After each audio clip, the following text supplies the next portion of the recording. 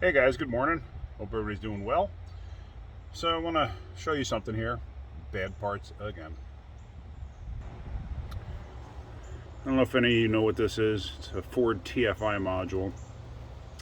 And unfortunately, for me, I grabbed a no-name part. I just replaced this 2 weeks ago. Mounts the distributor right there. Goes up inside, plugs in. So the truck came in, no start. Checked it out, had no spark. This was a common failure. So I got a new one, installed it. Started right up, it was running great. Took it for a test drive. I had set the timing, everything else. Took it for a test drive, everything was good. And customer picked it up, had it about 2 weeks, comes back in, says, man, this thing's hesitating like you won't believe. All right, so I start checking it out. I can't find anything wrong.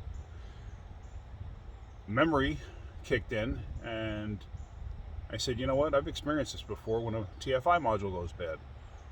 So I ordered another TFI module. They want this one back. They're giving me a better brand, better quality. They're giving me a standard over this store brand.